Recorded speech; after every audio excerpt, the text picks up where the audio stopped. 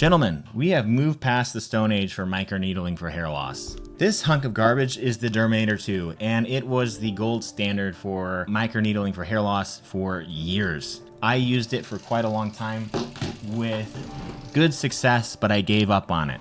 This is the Dr. Pen M8S series. It has all the functions of the Dermator 2, except look at the difference. This one, the Dermator 2, you have to plug in.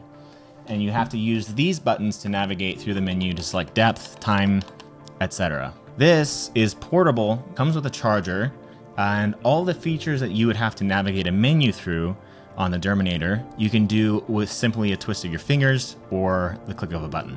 I'm going to talk about all the functions of the Dr. Pen, why I'm using it, because I stopped microneedling and I haven't been microneedling for years, even though I had significant progress with microneedling. I will also give you a demonstration on how to use the microneedler itself. As you can see, I've already done it. You know, a little pink, got little blood spots there. The price between the two are almost identical, including the cost of the device itself and any subsequent cartridges you order. Now, there are two benefits to this though, and I'm going to get into a lot of detail on this in a moment. Two benefits to ordering this instead. One is that it's shipped from the United States, whereas the Dermator is shipped from the Czech Republic. So this will get to you within a week or so. The Dermator 2 will get to you in 2 to 3 weeks, and any subsequent cartridges you order from the Dermator 2 will also get to you within 2 to 3 weeks, whereas this will be less than a week. Besides that, it's even cheaper for you because I'm affiliated with them, because I love this thing and I'd be making a video about it regardless. So if I'm going to be making a video, I might as well put an affiliate link down below where you can get 5% off. So between the two, this is actually cheaper. It'll come in this box here. This is a plastic box. It's got that little button on it that looks like a power button. You open it up. This is what it looks like when it arrives. So this is the pen itself. It comes in almost what looks like a microfiber cloth. And it kind of feels like that too. It's to protect it from scratching and any damage. So hold on to that. Don't toss it. And this is the pen itself. One notable thing about the box is you should keep the box, because underneath this, where the pen sits, is a storage area. This is where you can keep all your cartridges as well as the charger they provide. I haven't had to use a charger yet because it comes fully charged and it hasn't run out of battery yet. 4 to 6 foot USB-C cable. And it also came with a wall plug-in that you can put the cable in. So that was really nice because I don't even think my phone came with a wall plug-in. It is made out of stainless steel. It's silent outside of this button that rattles slightly, but it's not loud. It's probably louder in the microphone than in real life. I can hardly hear it. So it's very sturdy and then very lightweight. You know, it feels like a little weighty, but it's not like super heavy, you know. There are some really cool features about this. This is the power button here. So all you have to do is hold this, and you can hear it's turned on. It has a little LCD screen here.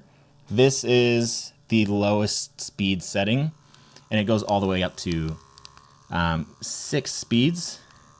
To be honest, they're all kind of fast, and it's a lot less painful than the Dermator. So I would choose like 3 or 4, but you can just see what you want. If you want to get coverage really, really fast, you can go up to 6. It's not going to hurt anymore.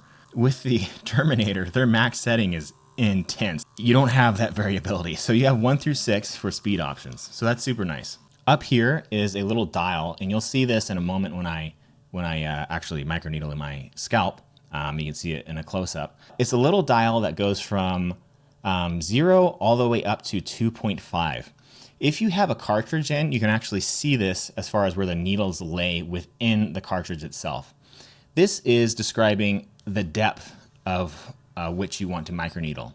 So for hair loss in studies, particularly in the very famous minoxidil with microneedling study, they used 1.5 millimeters depth. That's what I always used. I had success with that. So I just twist it until the arrow lines up with the 1.5, and that's 1.5 millimeters depth. So you just have to twist this and you're ready to go. The charging port is at the bottom for the USB-C. Everything is super sturdy because the only goal of this thing is to get the depth that you want, get the speed that you want. The rest of it is how it handles when you actually microneedle. Let's go ahead and jump into what it looks like to microneedle with the M8S Dr. Pen. When I heard about this, I was super excited because I was really interested in starting microneedling again if there was a high quality portable microneedling pen. So I've got a few things with me here. These are 2 sample cartridges. This is the 18 needle cartridge. You can use this on your face. A lot of you guys are more interested in hair loss, but you can use this on your face. That improves collagen production and things like that, can reduce acne scarring. It's a little bit more gentle, so you can do that. Your skin on your face is a little bit thicker, so you could probably go up to about 2 millimeters depth or something like that. With the scalp and studies, they typically use about 1.5 millimeters depth. So I kind of follow that guideline. You can see a slight difference here in how they look. The top one here is the 24 needle cartridge, and that is for hair loss microneedling. These are single use. Don't try to sterilize them and reuse them. You can only use them once. So just like if you're doing like an injection or something, you want to try to make sure everything's as sterile as possible. So if you're going to use a comb, which you can use to kind of part your hair as you go along, you're gonna have to sterilize it. And what I've noticed with the Dr. Pen versus the Dermator 2 is I don't, even with long hair before I got this haircut, I didn't have to rely on the comb to separate my hair as I went across. Regardless, you'll still probably need one, and so you'll need to sanitize it. I sanitize it first with hot water and soap. So that's the first run around, is just hot water and soap. So that's got a large amount of the bacteria. I'm wiping it off with my shirt, so I'm kind of like contaminating it again, but I'm drying it off. I recommend using a clean washcloth. And then to fully sanitize it, you can use isopropyl alcohol and actually just kind of pour it over and shake it out.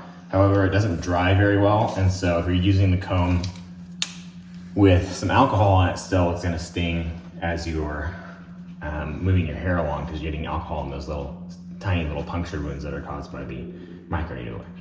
So I do this, and then I kind of pinch to get in between the comb spokes, and then you can just let that dry off.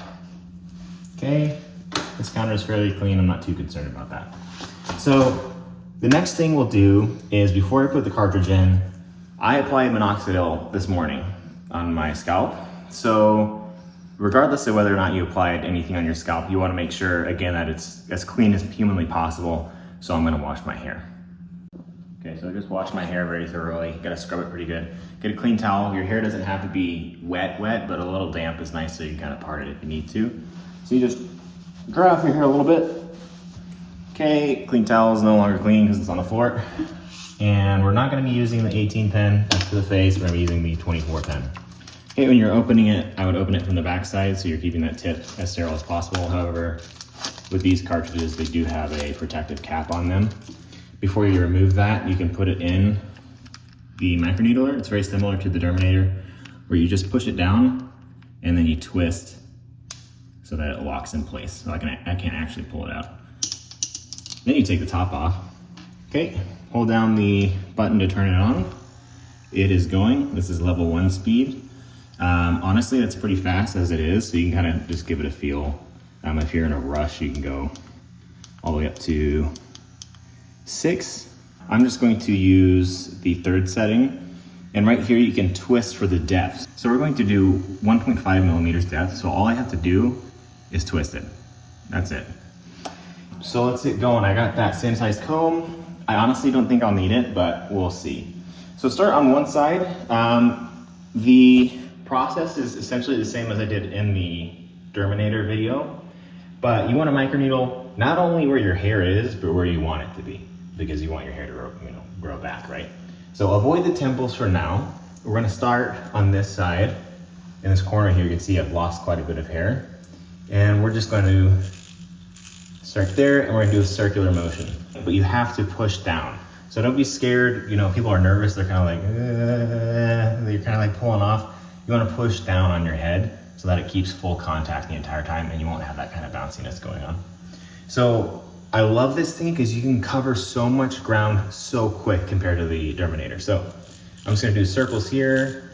Right here, I'm missing a little bit of hair. Again, I'm pushing pretty hard. It's not going to change the depth if I'm pushing it hard. It's going to be 1.5 millimeters depth. So don't be scared about that.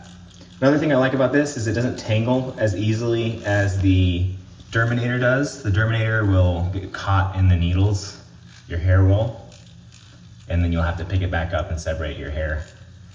This also hurts a lot less. And to be honest, I don't know why. It could be because of the thickness of the needles themselves, because I'm still going at the same depth. Okay, so you can do that, then you just move over. You can see I'm not getting tangled up, and that's the whole reason why with the Derminator you had to use the comb to part and then, you know, microneedle back and then move over and part microneedle back, is because it would get tangled so easily. But with this, I can just go in circles. I'm covering a lot of ground really quick, up and down my scalp. Again, I'm not even using a comb. If you have longer hair, you might want to use a comb. And then up front here, you don't want to neglect the very edge of your hairline. And you'll see there's a little bit of redness. Usually you want like a little bit of pinpoint bleeding. You see that there? That's when you know it's time to move on. If there's a little bit of just a little bit of blood there. That's perfectly normal. So a little bit of pinkness, a little bit of pinpoint blood is normal. Okay, so I've covered that whole side. I'm gonna go down the middle. I'm gonna do the crown of my head last. Again, I'm doing this in like half the time it takes for the Derminator, because you can hear how fast it's cycling. So it's like puncturing literally thousands of microscopic holes in your scalp. Okay, I'm gonna hit this area. This is where, you know, male pattern baldness, you get that widow's peak, right? This is where I'm missing quite a bit of hair. So when I apply minoxidil, I also apply it in this area. Although it says on the package to only apply it to the crown, so I guess follow those instructions, although anecdotally, people have experienced hair growth in other areas besides the crown. Okay, now I'm just gonna do my crown here, because for most people, for most men, the two main spots where they're losing hair the most are gonna be on the crown and on the temple area here where you get the widow's peak. That's usually kind of the male pattern baldness pattern, because you'll see people when they go bald, usually the sides are left. So you don't have to worry about the sides quite as much. Okay, they say, this company says to me that they have separate cartridges for more sensitive areas. I would follow what they say, but I'm gonna tell you what I do personally. And this is what I did with the Terminator, which is I don't even have to turn it off. I bring it down, I twist the knob down to 0.5 millimeters. And that is, you got a lot more sensitive skin and you have some vasculature here, but you're also going to be losing hair in this area kind of above your sideburns. So you do want to microneedle that, but it's a lot more dental. I can actually probably go to 0.75. And it's the same method here. You're just doing circles, push down. And again, you can go all the way back if you want to, but I don't have balding on the sides of my head all the way back. So I'm not too concerned about that. It's mostly temples, up here along the edge of my hairline, and then my crown. So I'm just gonna lightly get my temples here. Okay, so I'm done. That was it. That was probably half the time it took for the Derminator to cover that whole area, because I didn't actually have to part my hair with a comb. You know, I have a little bit of pinpoint bleeding here. This is pink. This is all good. You want it to be pink. When it's pink, you know, it's time to move on. I typically microneedle a little bit more aggressively, so I look for pinpoint bleeding, but I'm done. And that was it. So turn it off, make sure it's turned off, hold down the button, turn it off, take the cartridge out and dispose of it in a needle safe container. That was it. Now that I've microneedled, I can't apply any topicals for 24 hours. You need to let these micro puncture wounds heal first, because you don't want systemic absorption. Minoxidil was originally designed to be a blood pressure medication. If you get systemic absorption of it, you may have an increased risk of side effects. And that's why I don't prefer oral minoxidil, is because there's a lot more systemic absorption, because it's going straight through your digestive system. So for the next 24 hours, I will not be using Nizoral shampoo. I'll talk about this in the video. I assume I have or will. And I will also not be using minoxidil for 24 hours. I have a schedule for when I microneedle, which is once a week. You only have to do it once a week. And I have a schedule for when I do minoxidil and Nizoral. And I have it on an app that's just called Tasks, and I can have that on a repeat, and it just lets me know when I need to do it. But I have it kind of spaced out so that it tells me when I can apply minoxidil. So, you know, now that I've microneedled, I have it on my task that I was supposed to microneedle today. I'm not, on my task, it doesn't say use Nizoral tonight. It also says not to use Nizoral tomorrow morning, or minoxidil tomorrow morning, but then it says to pick up minoxidil tomorrow evening. So if you just plug that all in, and I'll show you exactly what I did there for a schedule, it makes it super easy. You don't even have to think about it. Real quick, at the end of the video, there's going to be a suggested video for my schedule for the microneedling, minoxidil, and Nizoral, how I space that out. And I'm going to go over how I put that into the Tasks app so you can follow along and do the exact same thing. So you don't have to think about it and do it yourself. Okay, that's all. Back to the video. So that's how you use the doctor pen, and I love it. It's the only reason why I'm microneedling again. I stopped microneedling for years because I hated this thing. It was bulky, violent, annoying. I hated it. And not to mention the cartridges are shipped from the Czech Republic, so you're gonna get them in like 2 to 3 weeks, whereas the pen here and the cartridges are shipped from the US, so you get them within a week. That's how you microneedle your scalp with the M8S doctor pen. Now that we've finished microneedling, let's go ahead and talk about hair loss protocols, because we've gone over the details of what this is, what it does, how it functions, and all of that is amazing. I love it. But there are ways you can improve or accelerate your hair regrowth. Now, some of them are nuclear options, is what I would call them, and other ones are less nuclear. And I would say the more nuclear the option, the higher risk of side effects. And some of the side effects for the higher risk medications can be very serious in a small subset of the population. I have spoken to some of these people, and they are going through a really rough time. So let's get into some details here. I'm going to tell you what I'm doing. I'm going to be using the Derma pen at 1.5 millimeters depth on the scalp. Again, they have options for cartridges for the temples and sensitive areas. I personally am going to be using the same cartridges used for the scalp, the 24 pen, and just crank it down to about 0.75 or 0.5 millimeters depth. I don't see any problem with that. So let's talk about options, right?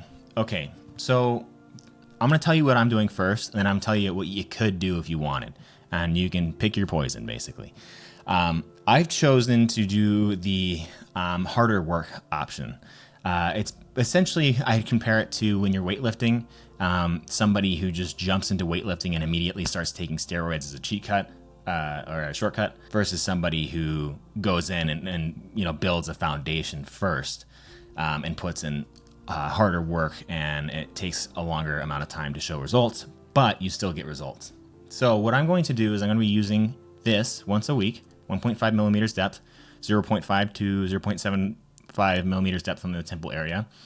This once a week. Minoxidil, I use the brand name Rogaine foam. I find that much easier to apply, although a lot of people use the Kirkland minoxidil dropper because it's super, super cheap. But at the time being, I can afford, it's not super expensive. I think if you average it out, it's something like $18 a month for the Rogaine foam, and it's much easier to apply. So I'm going to be using minoxidil, it's like half a cap of foam, twice a day, and Nizoral shampoo 3 times a week. And I have that all scheduled out perfectly on an app called Tasks. And so I don't even have to think about it. Like I mentioned, it just pops up. Okay, I got to do minoxidil this morning, minoxidil this evening. Okay, today I'm microneedling. Tonight I'm using Nizoral. It's all lined up, so I don't even have to think about it, because you have to manage when you're using your topicals around the time you are using, when you are microneedling. Also, you can't be using Nizoral every day, unfortunately, because it's an antifungal shampoo. And if you use it every single day and you don't actually have a fungal problem going on, just like with a lot of medications, you have a withdrawal. In this case, it's not actually a withdrawal, but withdrawal is essentially a rebound effect, right? It's the opposite of what the drug is intended to do. So if you use it every single day and you stop using it, you have the potential to have exacerbation of dandruff or exacerbation of risk of developing a fungal infection of the scalp. So using it 3 times weekly prevents that. I never had any problems doing that whatsoever, even when I stopped Nizoral completely. No problems at all. Let's now talk about options overall for what you can do for hair loss. Minoxidil, there are 2 options. There's the topical option and the oral option. You're going to hear the word systemic quite a bit. What systemic means is when a drug enters your bloodstream at a high concentration. So it's it's in your bloodstream, exerting its effects not only on the scalp, but other areas in which the drug has mechanisms of action and can affect their function. So with minoxidil, the topical form is much preferred. It's very localized. The oral form, you have risk of decreased blood pressure, heart palpitations, things like that, because it was originally, like I said, a blood pressure medication, but they discovered that it could be used topically for hair regrowth. Now, there's a very popular study that shows that microneedling plus minoxidil shows something like a 4-fold increase in the amount of hair regrowth. I'll link that study down below and you can take a look at it yourself. So that's why I'm using minoxidil. Nizoral is a mild topical anti-androgen. And generally speaking, in any protocol, you want to have something that's anti-androgenic on the scalp. It's a shampoo that you apply to your scalp. So when you do apply it, you wet your hair down, you just scrub it in. I leave it on for about 10 minutes so it just has a chance to kind of absorb a little bit, and then I rinse it out. It doesn't go systemic, right? So you're not going to have a blockage of androgens within your body. It's very localized. So the primary hormone that's responsible for male pattern baldness is dihydrotestosterone, which is a metabolite of testosterone. And dihydrotestosterone is converted from testosterone with the enzyme 5-alpha reductase. That's the name of the enzyme. Enzyme is 5-alpha reductase. Testosterone 5-alpha reduces to DHT, or dihydrotestosterone. This androgen, it's also an androgen, is about 10 times more androgenic than testosterone. And so it binds to the androgen receptors in the scalp and is very, very potent at causing male pattern baldness. Again, it all depends on genetics. Some people, not so bad. Myself, I've definitely noticed hair loss, especially after getting off testosterone replacement therapy. I used to have a lot more hair, a lot thicker hair. So I am somewhat susceptible. I'm not the worst because I'm not bald and I've been on CRT for years, but I'm not the best either. And I need to do something about that to avoid having to get a hair transplant. So I'm trying to put that off as much as possible. Testosterone converts into DHT. DHT binds to androgen receptors in the scalp, and that causes miniaturization of the hair follicles and male pattern baldness. What Nizoral shampoo does is it acts as a mild topical anti-androgen to block the receptors or prevent receptors from being bound to by DHT and causing this miniaturization of the hair follicle. Now, is it the nuclear option? No, but it's something. It is anti-androgenic on the scalp, and it's very localized. It's not going to go systemic. And so this combination between microneedling plus the minoxidil, but also I'm adding on this anti-androgenic shampoo. It's not the nuclear options. And let's talk about what the nuclear options are. And typically that would be finasteride. Finasteride is a 5-alpha reductase inhibitor. And so if you just kind of think about it, what does that mean? 5-alpha reductase inhibitor. Okay, 5-alpha reductase is the enzyme that converts testosterone to dihydrotestosterone, and dihydrotestosterone is the bad guy for hair loss. So when you take finasteride, it significantly inhibits the enzyme 5-alpha reductase, lowers its amount in your body systemically, and therefore decreases the amount of testosterone being converted into DHT. Now, this is great and all, but the problem is there are other important neurosteroids which affect mood, sex drive, cognition, mental health, and other things that require the enzyme 5-alpha reductase to be converted into. So it's not just testosterone into DHT, it's other neurosteroid substrates and their metabolites. And if you block those neurosteroids from metabolizing, you may end up with side effects such as persistent sexual dysfunction, decreased mental health or mental well-being, decreased cognition. For some people, this is temporary, and when they stop the medication, it goes away. For other people, and I made a video on this, it's not well quantified. I would say I don't want to fearmonger, right? Because a lot of people use finasteride and do just fine. I have a buddy who uses it, doing great on it. He also uses minoxidil and microneedling. But for less than 1% of people, which is a very small amount, it's not well quantified, it could be less than 0.5%, they develop what's called post-finasteride syndrome. And post-finasteride syndrome is a syndrome which involves a constellation of symptoms that is often different from person to person, but are persistent even after the use of finasteride, and is documented within the literature. Again, it is not quantified very well, so we don't know exactly how many people get post-finasteride syndrome from the use of finasteride, but they are there, and I have spoken to them. And it's not easy coming back, because those neurosteroids that are important, that 5-alpha reductase was needed to make, are no longer being synthesized with 5-alpha reductase. And that whole steroid cascade has been shut down. There are some methods you can try to use that are very risky for side effects and very hardcore to try to restore that process of synthesis of these neurosteroids. But many of these people don't come back. A lot of them have the symptoms that just persist, and it's intractable, essentially. So I've spoken to a few of these people, and they are in misery. And for me personally, although some people and a lot of people, the vast majority of people using finasteride either for their prostate, because DHT enlarges the prostate, or their hairline, the vast majority of people do totally fine on it, and it works really, really, really well.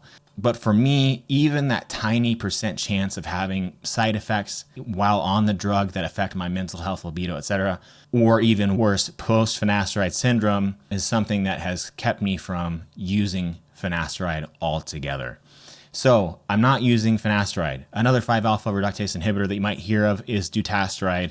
People can have the same negative effects when using dutasteride as well. That's pretty much it. So your options are, you got microneedling, minoxidil, Nizoral, dutasteride, finasteride, and then you have experimental research chemicals that I'm not going to go into because there's not research on them.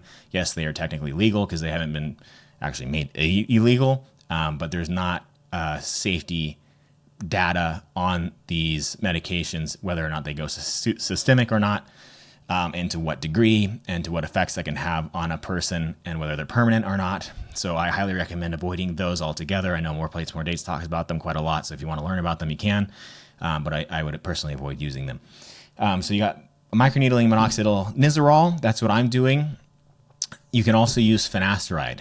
Finasteride is a prescription medication, whereas everything else you can get over the counter.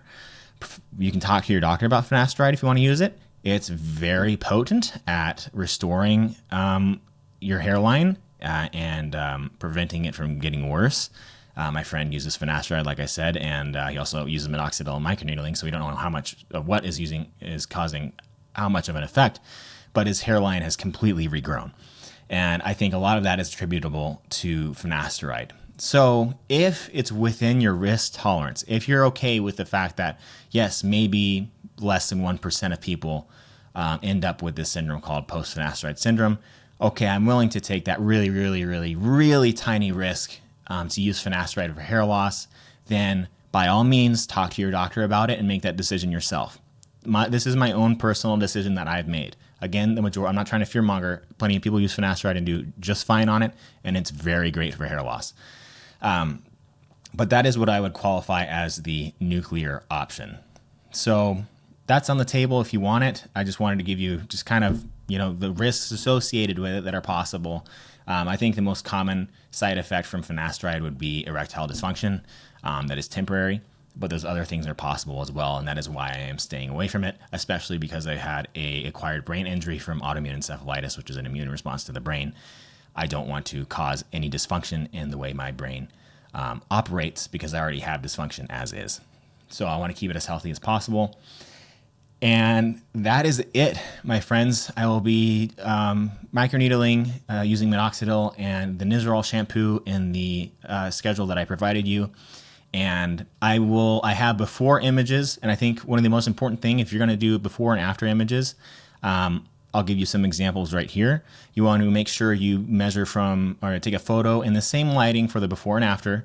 You want to measure from, or take a picture from the profile on either side, from directly on the front, then take a photo of the profile from either side and have something lined up with the edge of your sideburns to give you a gauge on how much your hair has grown forward. So that when you retake the picture, you can use that same thing on your sideburns or have some marker where you put it, you know, some kind of landmark or whatever you want to call it. So I used a screwdriver just to mark that spot. So when I do my after photos, I can see how far my hair has regrown. Also, I think a really important one is to make sure you wet your hair down completely, use a fine comb to go through it, and then do a photo from the top. That'll give you a pretty good idea of the density restoration you've had by using this, whatever protocol you've decided to use.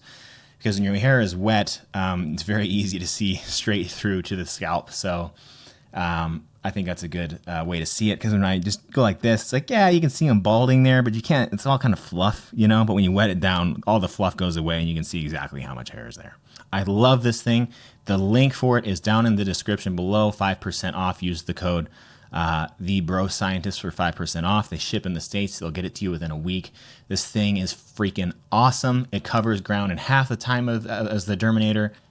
I will update you on my progress. These things take time. That's just how it is. I can't show you my progress next week. You're in it for the long haul if you're trying to restore your hairline. Otherwise, just wait till you get bald and hope you're a good candidate for a hair transplant. But these things take time, can take up to 6 months before you start really noticing results. But if you stay consistent with it, you will be rewarded. So I will do after pictures, and we'll be able to see a before and after on how well I've restored my hairline. I'm super excited about it because this is something I wanted to do for ages, but I was so sick of the Derminator that I just gave up on it altogether. Yeah, that's pretty much it. I wish you guys the best in your hair loss restoration journey. Follow along with me and we can compare down the line. Check the link down below, use the discount code, and I will talk to you guys next time. Take care. So